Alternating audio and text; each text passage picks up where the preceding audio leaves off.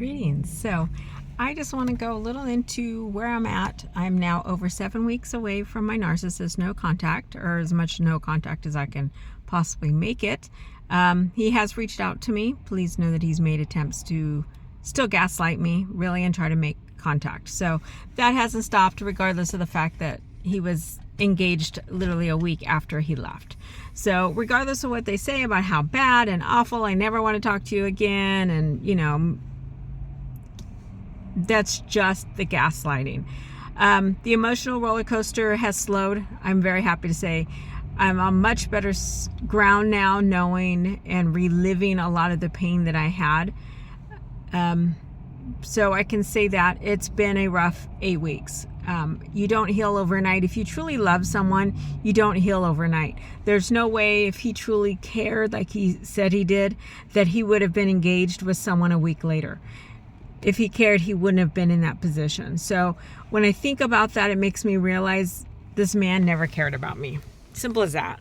And so when I think about that, it helps me in my healing process, because I know that he never cared anyways. So why am I caring so much about someone who cared so little?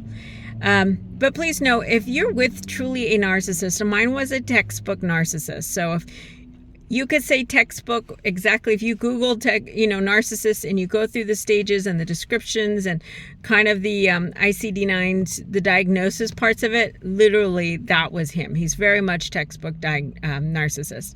And so in order for him to leave, though, he had to have a new supply. He always had a supply. Even if he called them his friends from high school, is generally what he called them. But that doesn't mean he wasn't sleeping with them, which is what I find out now, right? So he always had those, so that way when I kicked him out, when everything came to a head on Christmas, when he was out at his, mistress's house, which is now his fiance or whatever they are,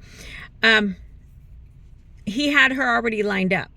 And so his story out there is, I'm crazy, I'm not stable, and that's why he left me. But really, he played me. He played me like we were in a relationship. He played me like we were still together after 10 years. Because we were together 10 years. We lived together 10 years. That doesn't even count anything before the 10 years. Any of the dating or, any of that other stuff that happened before he moved in 10 years ago.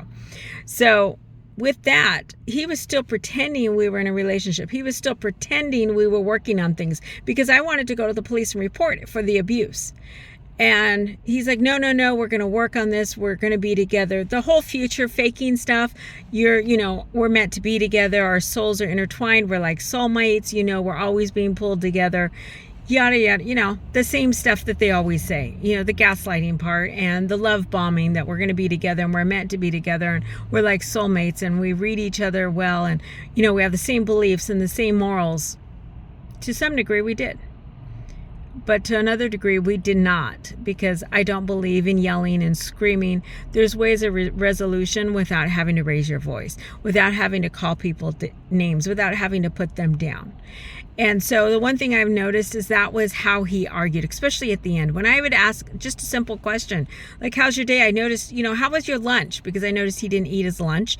And in hindsight now, that's because he was going out to eat at lunchtime with his mistress, right?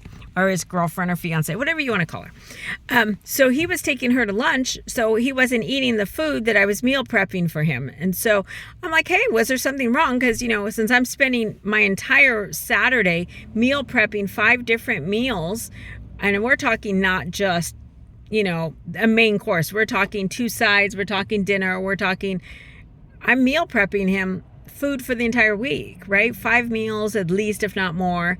And we're talking, green beans and bacon and mashed potatoes and, Parmesan crusted pork chops, or, tri-tip, or whatever it was in that we had to cook, right? So I'm making 5 good meals for him and he's not eating them. So I started asking questions, and that enraged him.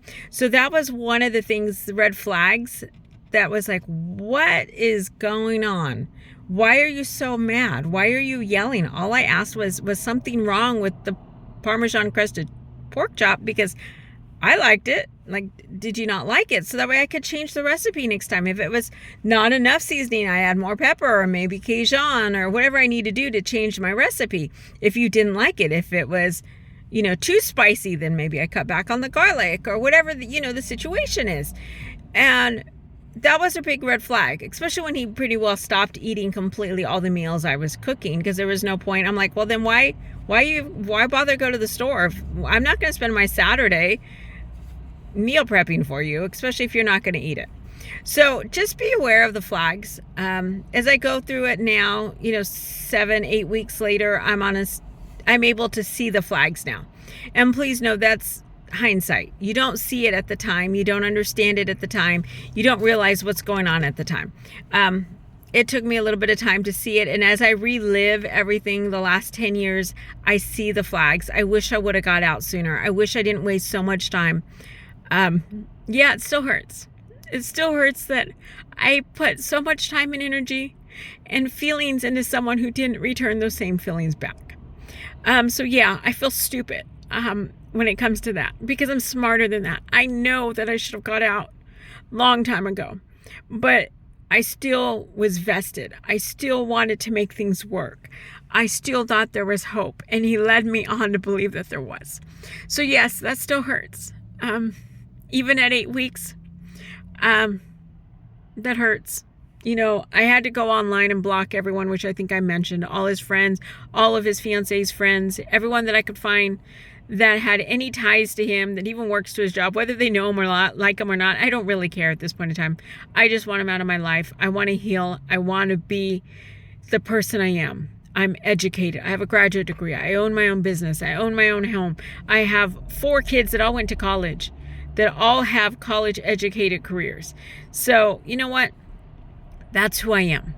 That's who I am. I am not this person that is not educated, that lives on the street, that is with community property, because that's what he is.